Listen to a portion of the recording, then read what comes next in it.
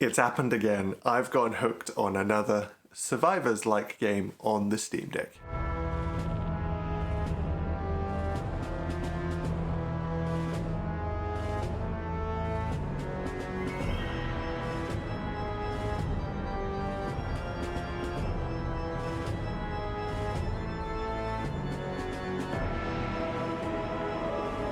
Hello everyone and welcome back to the channel. Yes, it's true, I've got myself just a little bit addicted to another game on Steam Deck, and this time I've been playing Halls of Torment.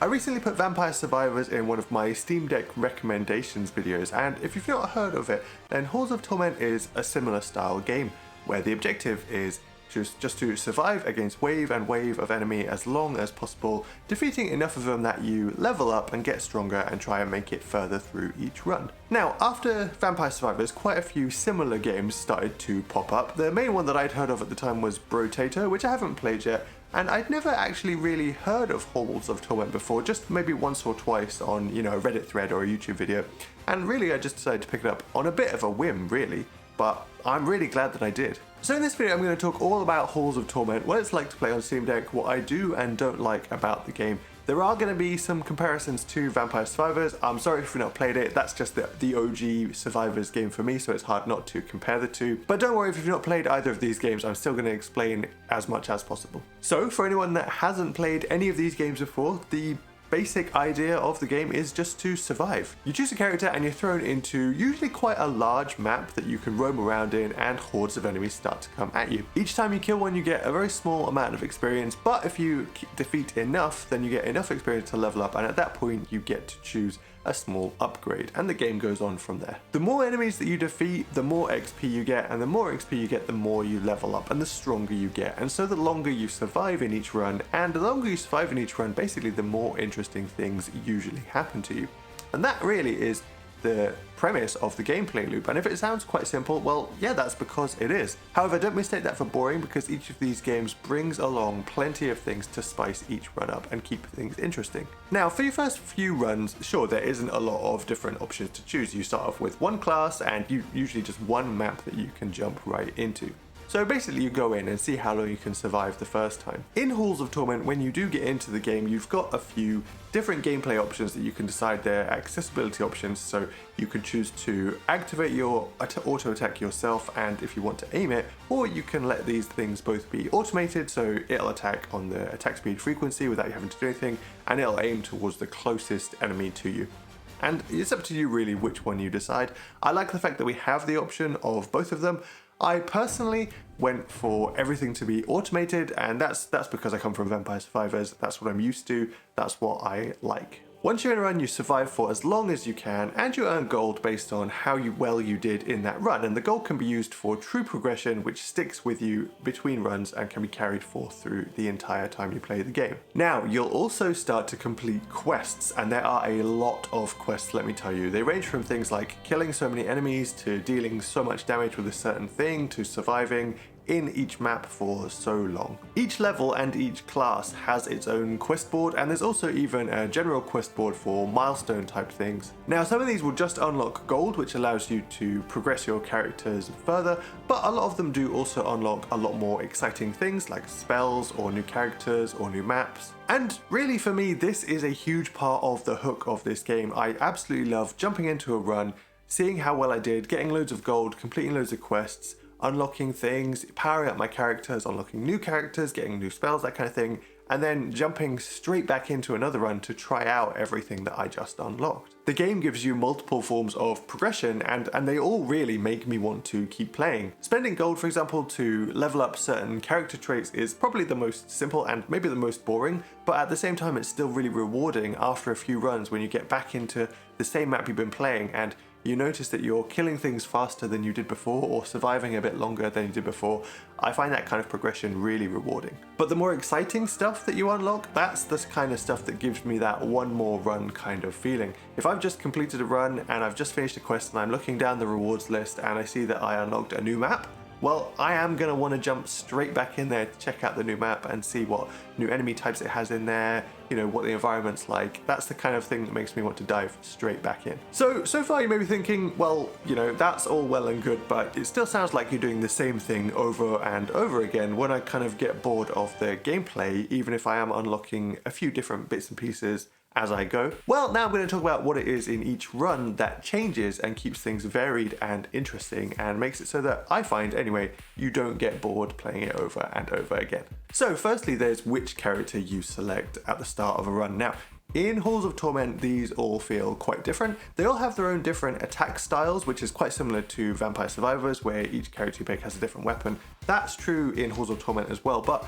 also I feel like each one kind of feels like it plays slightly differently. So for example, one of the classes that I quite like is the Archer. Now its weapon is to attack from range with a bow, sure, but it also feels like it attacks faster and it also moves quicker than quite a lot of the other classes, whereas on the other hand you have a class called the Shield Maiden, and the Shield Maiden is much more defensive and it's much better at tanking hits, but it's quite slow and not quite as offensive. And I just think that this adds an extra element to picking which class it is that you want to play at the start of a run, because sure, you're picking which weapon type you want, but you're also picking sort of what gameplay style you want to do that run as, you know, whether you want to be fast and quick, tanky and slow, a mix of the two. The Swordsman is kind of a mix. At first you only start off with one class, that's the Swordsman, but the more you play, the more you unlock. There are, I think, 9 classes in total. Now, once you're actually in a run itself, you can also pick up some additional offensive capabilities in the form of spell scrolls. When you get in, often on the edges of the map, you see an icon which sort of points you towards the direction of where a spell scroll is. It takes a little while to get there, but once you get to it, you get to pick between a few different options of spells that you want to equip to your character. The more you play the game, the more quests you complete, you start to unlock a few more spells, and depending on which one you pick, this can change up your gameplay style quite a bit. Some of these spells are just projectiles that sort of fire out from your character, but some of them are things like lightning, which can strike anywhere on the map. But one spell in particular that I think makes you think about how you play is it grants you an aura of light around your character that sort of pulses damage at regular intervals. Now at first it can start off quite weak, but if you decide to focus your level up upgrades into this spell, it can do quite a lot of damage by the time you're getting close to the end of a run. But of course the trade-off is that you have to be quite close to the enemies in order to, you know, make the most of that damage. So really this spell gives you sort of a risk-reward factor to your run, and it makes you think about how to play a bit differently if you pick it up. Finally, this game includes an inventory system. You start off with a few items that just give you sort of minor stat boosts, but again, I know I keep saying it, but the more you play, the more you unlock, the more interesting these items get. So I've got a few more interesting ones now, like one of my favorites are rings that allow you to summon skeletons and, you know, imp minions to fight alongside you instead of hunting you down, which is quite interesting. And there's also a mechanic that lets you save an item and sort of extract it from a run, and then you can equip it to your characters permanently to have on every single run going forward, which is really interesting. And again, that sort of gives you a bit of a risk-reward style choice. If you find a cool item, you might decide you want to keep it in your current run for as long as possible to survive as long as possible, or you might decide you want to try and get to the extraction mechanic in order to save that item and keep it for future runs. But obviously doing that will make you weaker in your current run, so it just gives you that choice. So hopefully by now I've given you a good idea of how Halls of Torment plays, and you're starting to decide whether or not you think this game is for you. I want to talk a little bit now about graphics and performance, and then I'm going to talk about a few more things that I like and dislike. So graphically, you may have been watching this video and wondering if I had to turn the graphics settings right down in order to get it to run on the Steam Deck, and I wouldn't blame you for thinking that, but actually no, this is the default settings. I haven't changed any graphical settings. I'm actually not sure if you can change any graphic settings.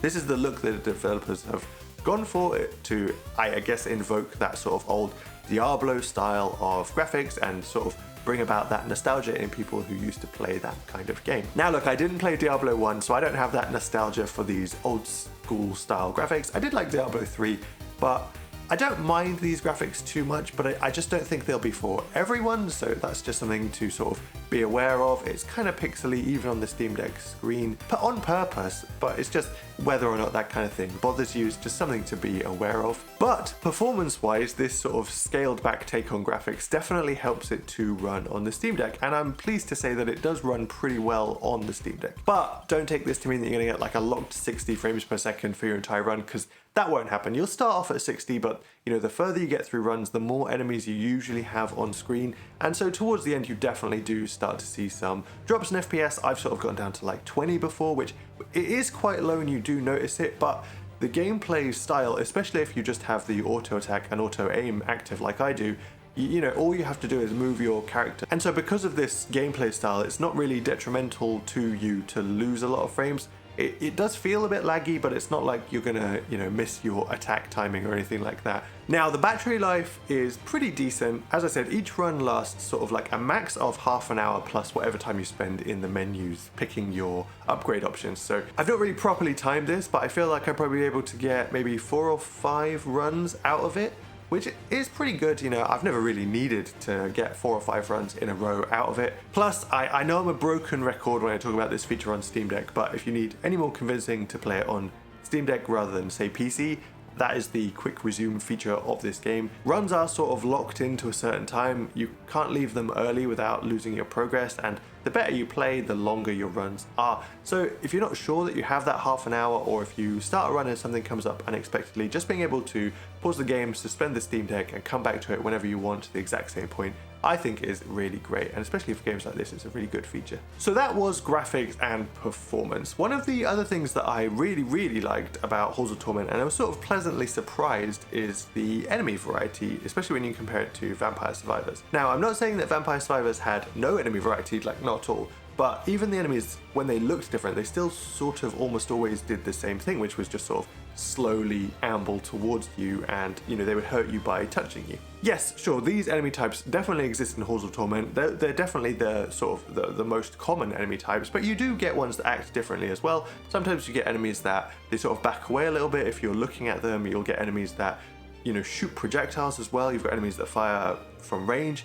And that surprised me so much that the first time I encountered some ranged enemies, I actually died really quickly because I was only looking at what enemies were close to me. I wasn't looking at, what projectiles might be flying at me from far away, and so that caught me by surprise, and it's a really nice addition. Then there are the bosses, and these take things a step further, and they're really fun to play against. They start off again quite similar to normal enemies. The first few will just sort of wander towards you and will have a lot more health and do a lot more damage. But even in the first map, you sort of get further into a run, and some of these bosses start to do different things. Some of them will leap at you, some of them will perform area attacks on the ground, some of them will send out waves of magic, some of them will summon sort of like ice balls to block your path of escape. There's even one type of boss that sort of permanently follows you along a wall in one of the maps, and it has this big breath attack, and it's easier to avoid the big breath attack being further away from the boss, but you sort of have to be close enough to it that you actually manage to do some damage to it, and so you sort of have to juggle whether or not it's safe to get close with all the enemies around at the same time. It keeps you thinking about the best way to play. I really like the bosses in this game. I think they're a great feature. So one final positive of this game, it's gonna sound like a bit of a weird one, but it's the sound that the game plays when you pick up an XP gem. Now, if you just pick up one, it's sort of this satisfying little plink that happens as the gem flies into your character and your XP bar goes up a little bit. But when you're starting to kill a lot of enemies at the same time, there'll be loads of XP gems on the floor and you'll be picking them up in droves. And as they sort of all come flying into your character, the plinking sound sort of like builds up as your XP bar builds up. And that's just, I don't know, it's just really satisfying. It's a really great audio indicator of the fact that you are, gaining this experience and you're getting stronger. The sound sort of goes from low to high as it gets to the top of the XP bar, and so you know when you're about to level up just based on the sound that it makes when you pick up these gems.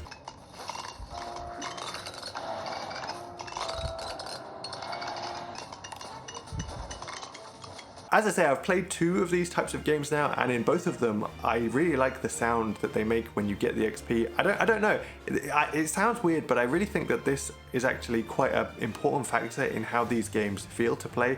So good job to Halls of Torment, because I think they've nailed it on this one. So all in all, I've been really enjoying Halls of Torment, and I would really recommend you pick up this game if you're at all interested. While I was writing this video and, while I've been recording it as well, I've been racking my brain to try and think of a negative, and I'm struggling, to be honest. Obviously, if you don't like this genre of game, I don't think Halls of Torment is going to convince you to get stuck into it. But if you do like the new sort of survivors genre that's been popping up recently, then I think Halls of Torment is a really good one and deserves your attention. If you really made me pick something that I didn't like about this game, then it would maybe be the background music. It's not bad, it's just not exciting to me. I often like to play games with the music on because I think that that's part of sort of like the experience of playing a game. But in this one I don't mind too much if I'm sat in a room with somebody else and I have to put it on mute. Apart from picking up those XP gems, I miss that sound. That's it though, that is the only negative that I could think of, I'm sorry. Maybe I'm a bit biased because I do like this genre of game, but I also just think it's a really well made one. Oh no, wait, hold on, I have thought of another negative of this game, and that is the cost. Like, I don't know what it will be like where you are if you're in a different country to me, but here in the UK where I am, it cost me a crazy 429 pence. Okay, sorry, terrible joke. The game costs less than £5. If you've got to the end of this video, I reckon by now you're probably kind of interested, so just go and buy it. Let me know what you think of Halls of Torment down in the comments, because I don't know anybody else in real life who's played this game and I would love to talk about it some more. Thank you so much for watching, and I hope to see you in the next one.